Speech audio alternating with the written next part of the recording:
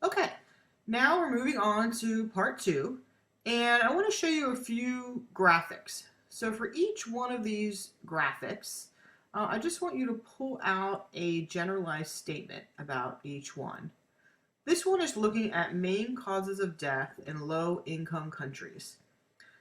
Now I know the graph itself is a little dated. However, the percentages remain about the same today. So I just left the graph the same way because the percentages really haven't changed.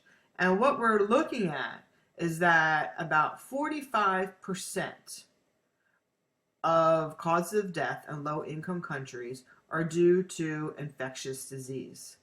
So you don't need to necessarily know all the different categories, all the other categories, but what I want you to pull from this is that the majority of deaths in low income countries are due to infectious disease.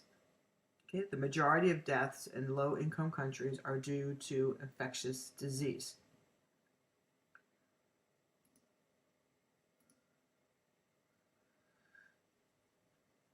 This next image shows a similar pattern. This is main causes of premature death. So this is for ages 0 to 44.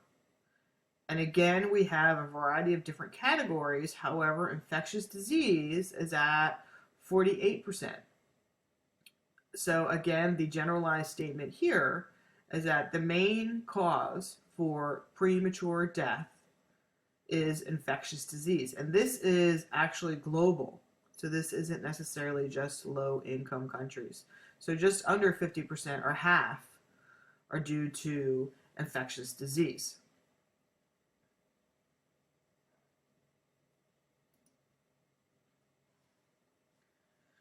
This particular image is called the death of a child, and this is looking at the percentage of women aged 15 to 49, married or previously married, who have had at least one child die.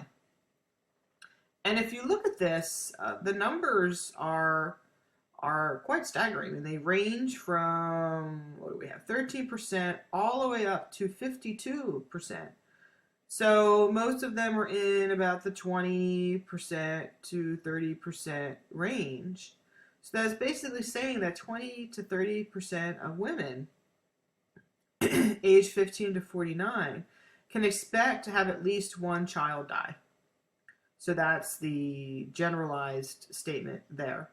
And in most cases, that is due to health issues. So either infectious disease, inadequate access to health care, vitamin deficiencies, malnutrition, typically health-related issues. So about 20 to 30% of women, particularly in the developing world, which are the countries listed here, can expect to have at least one child die.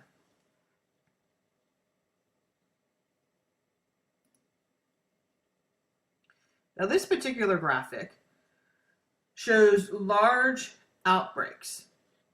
And this particular map defines outbreaks as more than 10,000 cases.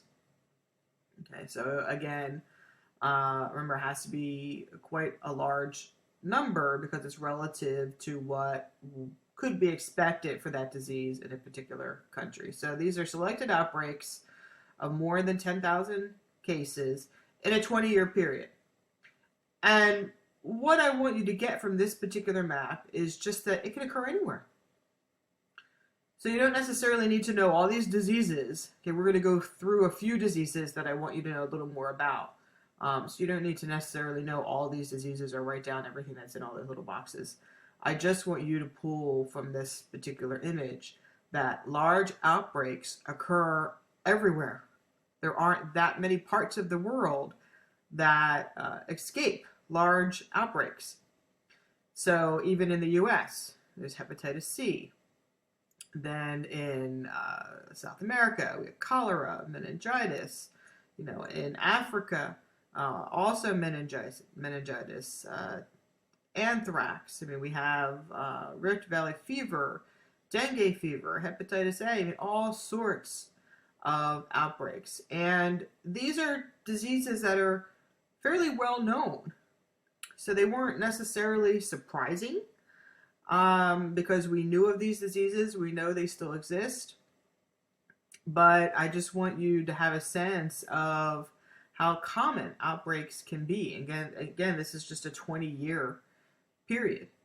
Now, what's even more surprising is this next one, because these are unexpected outbreaks. And these are examples of emerging and re-emerging infectious disease. And this is just a 5-year period. Now, these aren't necessarily large numbers, so we're not looking at 10,000 cases here. I think if there was a very high number, they would have put it here on the map. So we don't have the exact number, but again, it would be a higher number than what would be expected for that particular disease in that particular area. And here we see an even larger distribution across the globe. So these are diseases that we know of, okay, that have existed, and diseases that we thought were long gone. Diseases that we thought were essentially dead diseases that no longer existed. And we see them re-emerging. And this is happening every day. And some of these are brand new diseases, so emerging diseases. So there are several on this list that I had not even heard of. So we have brand new ones, we have ones that we knew of, and then we have those that we thought no longer existed. So again, there aren't many spots on the planet that are not touched in some way. And again, this is just a 5-year period. Now, in some cases, we have a sense of why some diseases are re-emerging, and in other cases, we don't. One thing that does play a role is vaccinations. It's estimated that better coverage could prevent, this is an estimate, 1.6 million deaths, this is per year, in children that are under 5 years of age. So this is a relatively inexpensive method that could make a big dent in particularly infectious disease. Now, I know vaccinations are a controversial topic in this country. In other countries, particularly those that are dealing with diseases where there are vaccines available, it's a little bit of a different story, where vaccines in many cases make a huge difference in life expectancy and the number of children that die from that particular disease. So we're not going to necessarily get into the controversy of vaccinations. I know there are some that believe that vaccines can lead to other sorts of medical conditions. There's no doubt that continued research is needed with vaccinations, and they have definitely improved over the years, and some of those issues have been addressed. They're not all perfect. We don't have all the answers, and as I said, more research is constantly needed, but I don't think anyone would argue that they have saved literally millions of lives over the years. And with discontinuing vaccinations, we are likely to see the reemergence of diseases that we thought were long gone. So that's something we need to consider as well. Do we want a resurgence of diseases such as polio or leprosy in this country? Because these diseases are alive and well in other parts of the world, but have more or less been eradicated in the United States. Even in the United States, in the last few years, we've seen increases in diseases that we hadn't seen at these rates for years, such as measles, because of some people choosing not to vaccinate. So that, of course, is a personal choice, and like I said, is a controversial topic. However, there are implications to those choices that we need to take into consideration as well. But when we're talking about the developing world, where a large percentage, millions of people are dying from diseases that have vaccines, it no doubt plays a huge role in controlling that problem. Okay, we're now going to move on to particular diseases that I want to discuss. And the first one that I want to discuss is malaria. And we're going to talk about malaria first because of its huge impact. About 40% of the world population is at risk.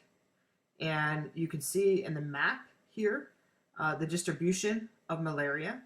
And it has large distribution just about everywhere in the equatorial zones of the world. So that doesn't necessarily mean 40% of the world has malaria, but they're in areas where it either exists or it could possibly exist. The vector is the mosquito, in particular the Anopheles mosquito. You can see a picture of it there, and it has a very distinctive look. It has some stripes on its back. And it is considered the largest killer. I know a lot of times we think of AIDS, but actually malaria has the largest impact, not only with deaths, but also the burden of disease, which we're going to get to on the next slide. We're not going to get into in this class all the specific types of malaria, but I do want you to know that there are several. So like many diseases, there are different strains. Some are more deadly than others. And there are some strains where you can get the malaria parasite, take some medication, and you're cured. And then there are other types where you actually have it for a very long period of time, in many cases the rest of your life, where it stays dormant in your system. So children are particularly at risk, pregnant women and non-immune adults. There are some people that believe that if you get malaria as a child and you live, that's the key component there, and you live through it, that you do develop a certain type of immunity. That hasn't been proven, but there is some anecdotal evidence to suggest that. So malaria is a parasite. So again, a person will have malaria. The mosquito, the Anopheles mosquito, will bite someone that has malaria and then transmits it to the next person it bites. The mosquito is needed because the parasite grows and matures in that mosquito. So it is an important component of the chain. And when you get malaria, you'll have flu-like symptoms, high fever, and like I said, in some cases, depending on the strain, you can take medication and you'll be cured. But in many cases, you'll have it for the rest of your life. So you just have to control the symptoms when you have an episode or an outbreak of malaria, and then it will remain dormant in your system. And it can remain dormant in your system for years. And then what typically happens is when your immune system is compromised in some way, it will come out of dormancy. So if you're sick with something else, or you're under a lot of stress, or your immune system is compromised for whatever reason, it will then come out. So I had a friend, for instance, that got malaria while he was the Peace Corps in Papua New Guinea. And it was always right before finals where he would have an episode of malaria because he was under stress. So sometimes it's not the most convenient time for an outbreak. And I know someone else that contracted malaria as a teenager, had an episode when he first contracted it, never had an episode again, 20, 30 years later.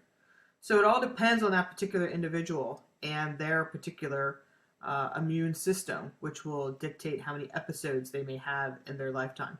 What's most important is that you recognize what it is and you know what it is, so that when you have an episode, it can be treated, because the episodes can be quite severe and you can have fevers, 104, 105, 106, where you have to be packed down with ice.